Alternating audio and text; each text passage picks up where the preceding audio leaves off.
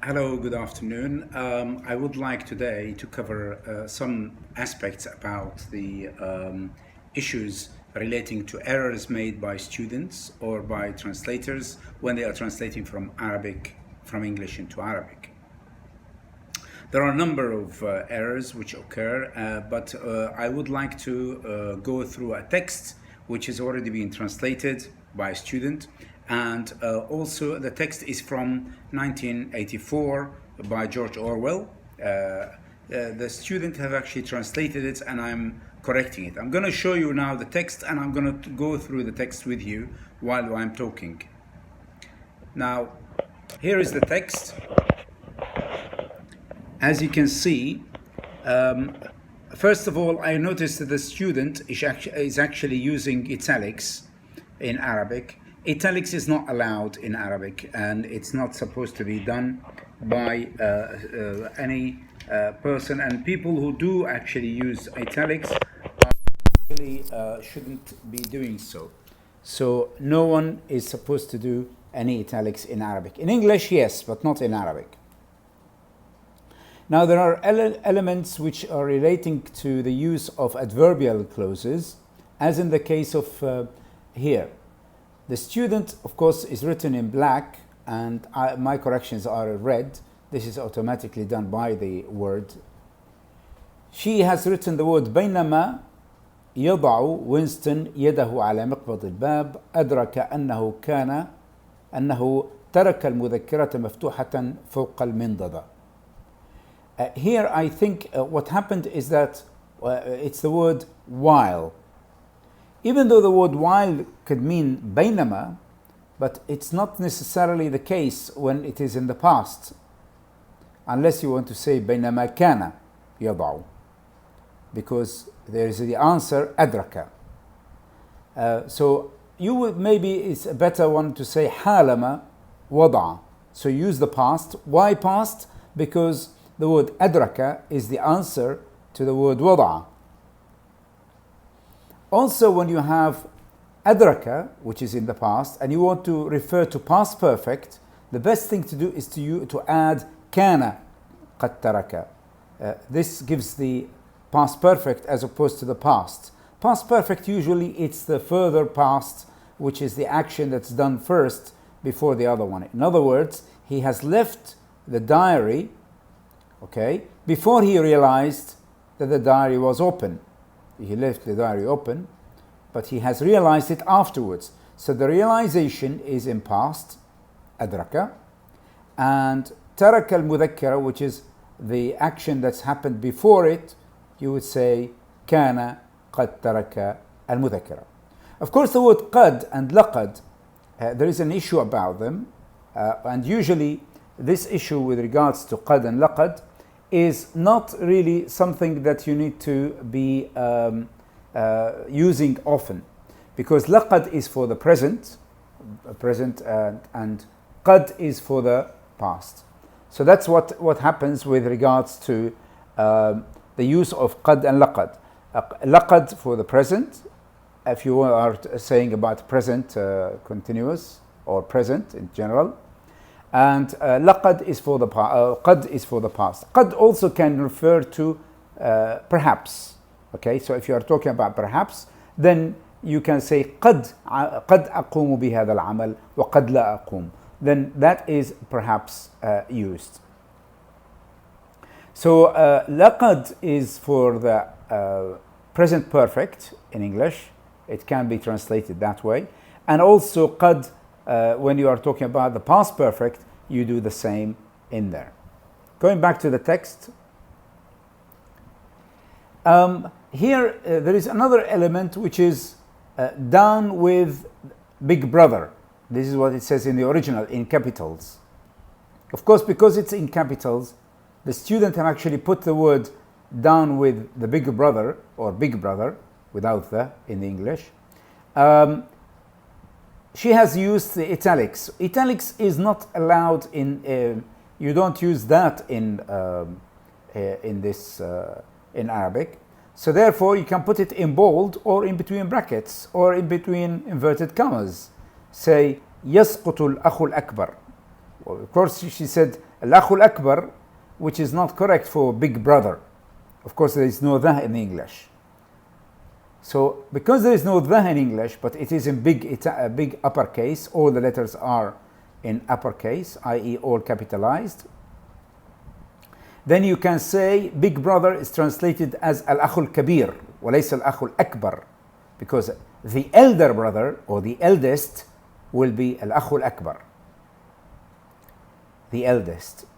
The eldest, because it's not necessarily the oldest in the family, because oldest means in age, but eldest is for brothers, so of the brothers, but not necessarily old. It can be very young. So eldest and not oldest brother usually. So you would say al-akh al-kabir في العائلة, you would say the eldest. So here al-akh al-akbar, the biggest brother or the eldest brother, but that was not the case in the original ST. It was big brother. So because it was big brother, and all in capital with no definite article, then you can say al-akh al-kabir. يسقط الأخ الكبير.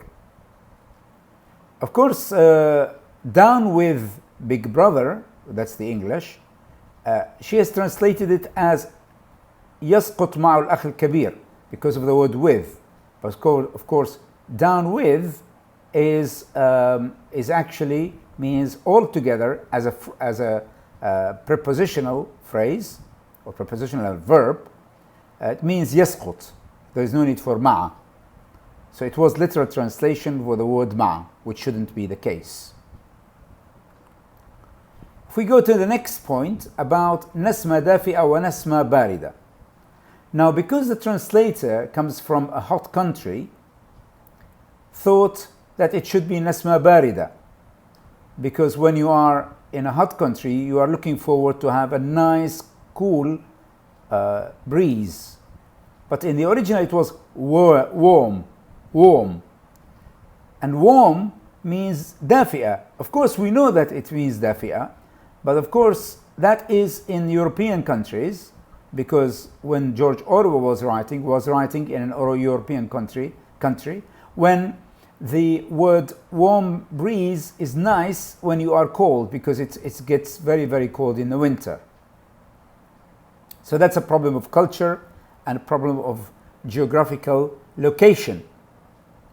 Another point which is regarding I thought I heard you come. I thought I heard you and enter or come back. I heard you enter or come back. Here I think the word ظننت, and there is, by the way, ظننت takes two objects in Arabic. You can look at my book published in 2013. There's an online copy in 2014 about translating from Arabic into English, where I talked about the objects, and there's also المفعول مطلق اللي هو ضرب ضربا عمل عملا, which is relating to object, and many translators don't use the absolute object, which is المفعول المطلق, and there is a chapter in the book about مفعول مطلق. But here we're talking about the object. The word ظن takes two objects. ظننت أنني سمعتك تدخل. The original was لقد شعرت بعودتك. Of course, لقد شعرت بعودتك, it's okay, but I think I thought I heard you enter or come back. So ظننت, ظننتك كاذبا, for example, ظننتك كاذبا. يعني ظننتك, I thought you are lying. You can say, you don't need to say ظننت أنك كاذب. You can say ظننتك كاذبا. يعني you can use the shorter form, especially if you want to shorten for subtitling a film. You need to make it a bit shorter. So you say ظننتك كاذبا مثلا, as an example. I thought that you are lying. Here ظننت أني سمعتك تدخل, and not لقد شعرت بعودتك. This is just another form of being more accurate to the translation original. There is another error which has been made, is about the subject-verb agreement.